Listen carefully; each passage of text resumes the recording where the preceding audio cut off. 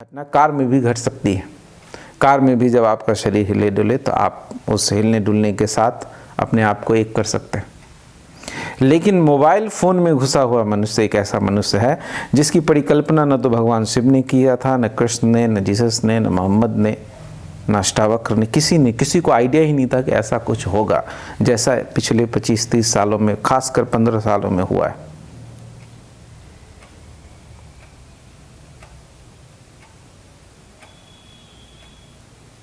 कुछ लोग आज फेसबुक पे ही बुद्ध हो जा रहे हैं, फेसबुक पे ही ज्ञान उनको हो जा रहा है। सारी चीज़ें, सब कुछ फेसबुक टेक्नोलॉजी के जरिए ही हो रहा है, सब उसी पे हो रहा है, सब इल्हाम। और आज सब संभव है। फोटोशॉप से आप अपना चेहरा बदल सकते हैं, 2-4 पोस्ट लिख करके आप अपनी छवि बदल सकते हैं। कुछ भी रियल, ये जो रियल वर्ल्ड जो रियल जगत, ये पेड़ पौधा वृक्ष पहाड़ है, अगर इसको शंकर ने माया कहा तो मुझे समझ नहीं आता कि जिस जगत में हम जी रहे हैं वो क्या है। तो आज ज़रूरी है कि हम अपने पे पुनर्विचार करें, और ज़रूरी है, मेरा ऐसा मानना है और मेरा ऐसा अपना अनुभव भी है कि आज अगर कोई सत्य की खोज में निकलता है तो आज उसके लिए पुरानी विधियां तभी कारगर हैं जब वो अपने आप को एक कदम पीछे खींच ले। आपको कोई भी साधना करने के लिए 15 साल पीछे ले जाना पड़ेगा। 15 साल पहले आपका जीवन जैसा था, अगर आप अपने जीवन को अभी आज के समय में वैसा नहीं बना लेते हैं तो फिर कोई साधना, कोई उपाय आपके लिए कारगर नहीं है। आज आप दिन में 6 घंटा मोबाइल फ़ोन यूज़ करके आप सोचेंगे कि विपस्सना करके आप संबोधि को उपलब्ध हो जाएंगे, निर्वाण को उपलब्ध हो जाएंगे, तो यह संभव नहीं है, यह घटना नहीं घट सकती।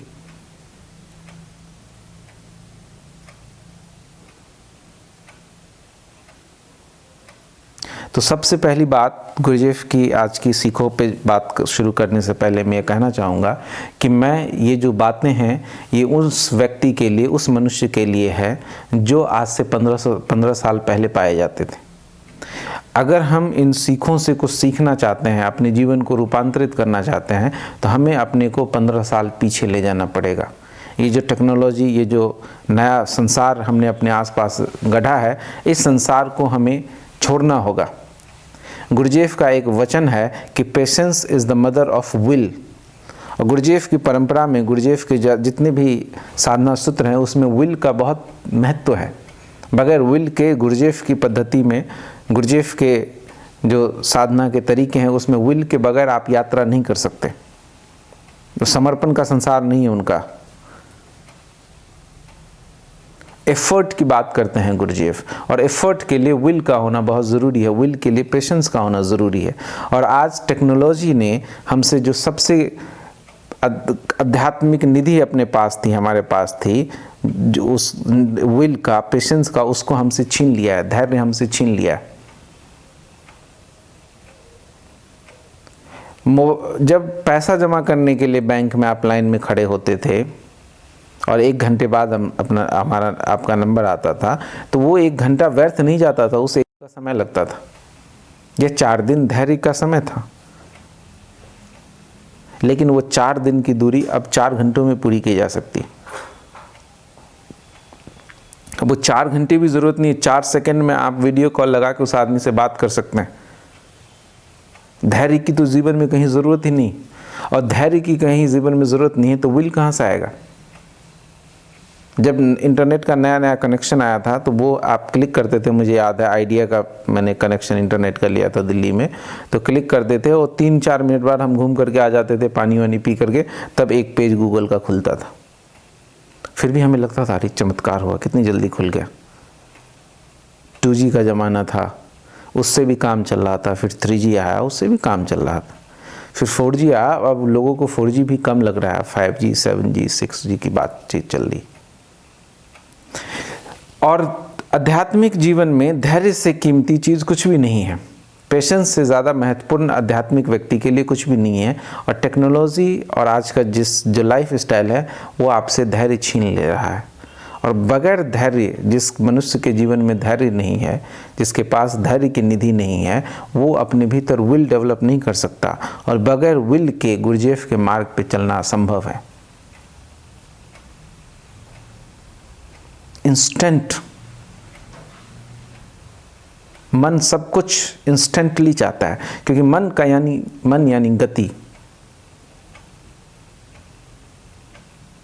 और अध्यात्म मन के विपरीत है। वहाँ सब कुछ ठहरा हुआ है, वहाँ ठहराव की ज़रूरत है, वहाँ पेशेंस की ज़रूरत है, धैर्य की ज़रूरत है। मैं ऐसे स्कूल को जानता हूँ जहाँ पे 2 लाख रुपए लेकर के 1 महीने में लोगों को बुद्धत्व की डिग्री दी जाती है। 1 महीने में बुद्धत्व डन, फटाफट बुद्धत्व, इंस्टेंट।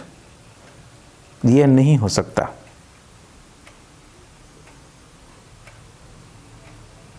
जो समाज हमने बनाया है वो समाज बिल्कुल पागलों का समाज है, पागलों के लिए बनाया है।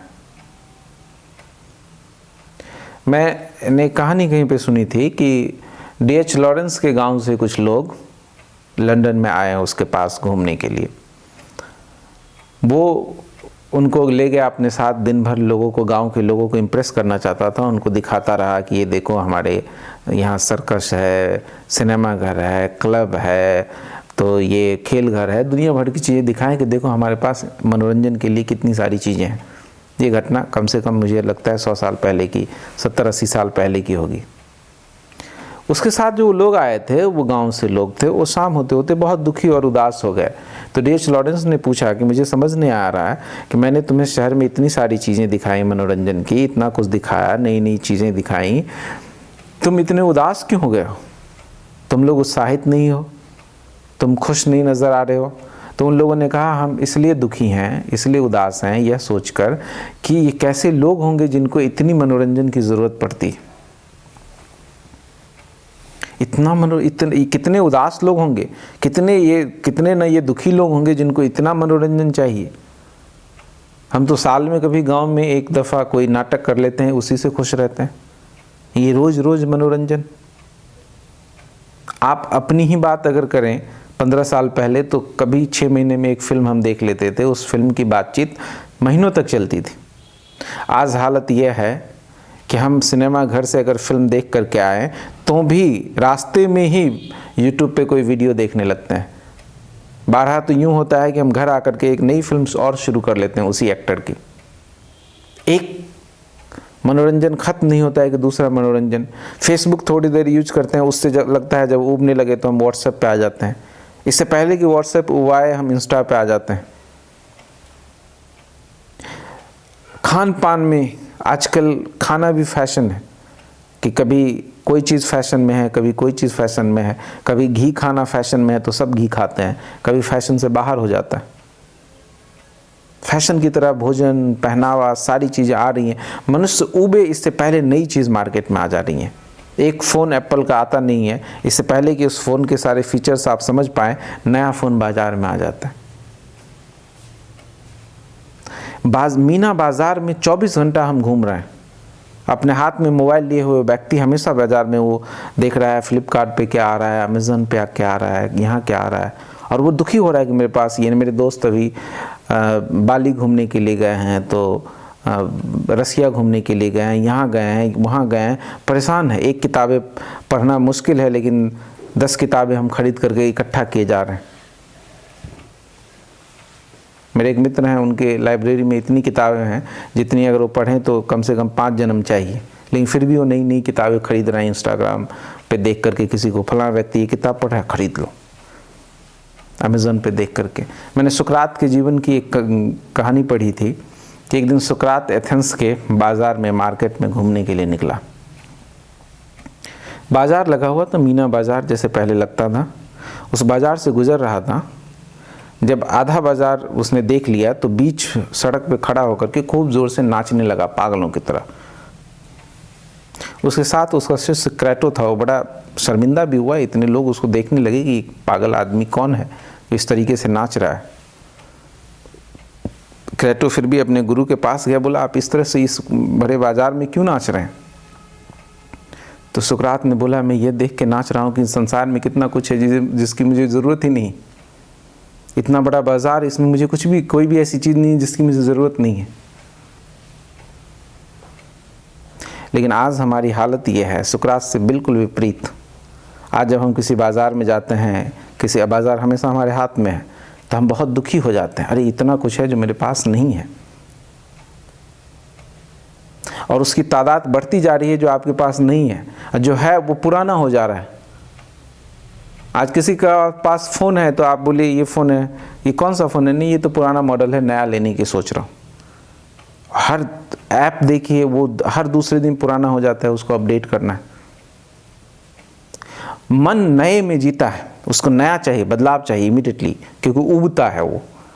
और ये पूरा समाज का आयोजन उस बदलाव को पूरा करने में लगा हुआ है, पूरी समाज की ऊर्जा उस बदलाव को आयोजन करने में लगा हुआ है। ये बदलाव, इससे पहले कि आपका मन उबे, आपको नई चीज़ दे दी जाए। ऐसे में जागना असंभव है। जागरण का अर्थ होता है मनोभंजन, मनोरंजन नहीं। और मनोरंजन के जिस समाज में इतने उपाय हों, उस समाज में जागरण और जागरण के कोई भी उपाय नहीं। आज ध्यान भी मनोरंजन के लिए है। ध्यान की विधियां, नई नई विधियां। मैं आश्रम में रहता था, जिस आश्रम में, तो लोग आते थे, बोलते थे कौन से स्वामी आएंगे ध्यान करवाने, तो मैं कहता था फलां स्वामी आएंगे। अरे वो तो वही पुराना ध्यान करवाते हैं, फलां स्वामी कब आएंगे, वो नया नया ध्यान लेके आते हैं। ध्यान भी नया नया आता है, नई नई बातें कहिए, नई नई विधियां करवाइए, तो लोग थोड़े देर मन उनका बहलता है। फिर जैसे ही उबने लगते हैं, इस विधि से तो उब गए। मेरे पास भी लोग आते हैं, आप तो हमेशा सती योग ही करवाते हैं, कुछ नया करवाइए। तो मैं सोच रहा हूँ नया तो क्या करवाऊँ, मैं सतयोग का ही नाम हरुई को बदल दूँ, यही हो सकता है। ये नए का जो आग्रह है, और ये नए की सब कुछ, योग में भी नया योग। लोग सुन रहे हैं कि अच्छा फलां आदमी अष्टांग योग सीख लिया, अब मुझे कुंडलिनी योगा सीखना है, अब मुझे ये योगा सीखना है, अब पावर योगा सीखना है, और सब चीज़ से थोड़े दिन में ऊब जाता है। लेकिन इससे पहले कि ऊबे, इससे पहले कि ऊब को थोड़ा समझे, ऊब को थोड़ा झेले, फिर नई चीज़ आ जाती है मार्केट में। नया योग आ गया, नया डाइट आ गया, नया टेक्निक आ गया, नया आदमी, नया गुरु आ गया। पुराने गुरु से भी हम ऊब जा रहे हैं। अच्छा कोई नया गुरु नहीं है क्या मार्केट में? मेरे पास लोग आते हैं, बोलते हैं मुझे कुछ 2-4 गुरुओं के नाम बताइए। मैं तिचनाथन, गुरजेफ, ओशो, इकहार्ट टोले, इन सब से ऊब गया हूँ। कोई नया गुरु है क्या जो नई बातें बताएगा? बहुत मुश्किल है। तो इसीलिए आज की बातचीत की शुरुआत में जो चीज़ें मैं आपसे कहना चाहता हूँ वो यही कि जो साधना करना चाहते हैं, जो मित्र गंभीर हैं, उन्हें एक स्टेप पीछे लेना पड़ेगा। क्योंकि अभी के लिए अपने पास कोई विधि नहीं है, कोई शास्त्र नहीं है। आज के मनुष्य के लिए एक बिल्कुल नई समस्या से हम पूरी दुनिया में जूझ रहे हैं। इस समस्या से कैसे बाहर निकला जाए, इस तरह के मनुष्य के लिए क्या उपाय हो सकता है, हमारे पास कोई उपाय अभी फ़िलहाल नहीं है। ये एकदम इमीडिएट समस्या अचानक से आ गई है पूरी दुनिया के सामने। इसीलिए यहाँ इस संसार में, इस दुनिया में जीते हुए साधना असंभव है। अगर आप साधना करना चाहते हैं तो एक कदम पीछे लीजिए और फिर साधना की शुरुआत करिए। ये जो कुछ बातें मैं आपसे आज डिस्कस करने जा रहा हूँ, ये बातें गुरुजेफ ने अपनी बेटी से कही थी। ये 82 एडवाइसेस हैं जो गुरुजेफ ने अपनी बेटी को दिए थे।